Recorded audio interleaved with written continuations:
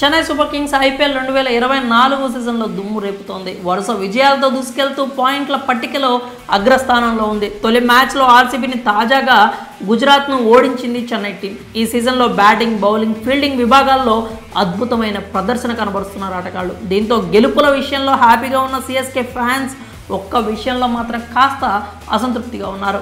అదే ధోని బ్యాటింగ్కు దిగకపోవడం. 2 మ్యాచ్లో ధోని క్రీజ్లోకి అడుగుపెట్టలేదు. అయితే ఇందుకు గల కారణాలను వెల్లడించాడు చెన్నై కోచ్ మైక్ హస్సీ.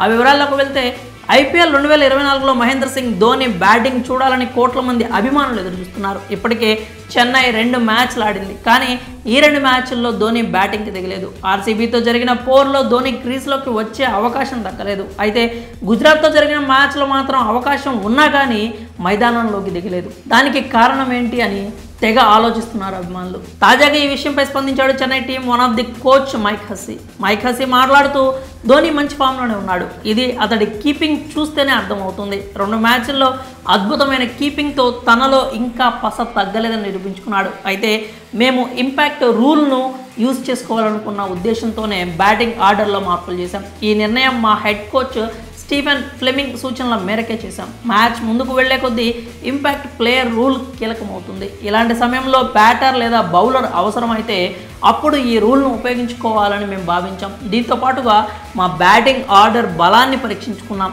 అందుకే ధోనీని 8వ నంబర్లో బ్యాటింగ్ చేయించాలని నిర్ణయించుకున్నాం. గుజరాత్తో మ్యాచ్లో సమీర్ రిజ్వీ, జడేజాలు ముందుగా బ్యాటింగ్కి వచ్చారు అని ధోని బ్యాటింగ్కు రాకపోవడానికి గల కారణాలను చెప్పుకొచ్చాడు మైక్ హస్సీ. దీంతో నెక్స్ట్ మ్యాచ్లోనైనా ధోని బ్యాటింగ్ చూస్తామో లేదో అని తెగ ఫీల్ అయిపోతున్నారు ఫ్యాన్స్. మరి ఈ విషయంపై మీరేమనుకుంటున్నారో మీ అభిప్రాయాలని కామెంట్స్ రూపంలో తెలియజేయండి.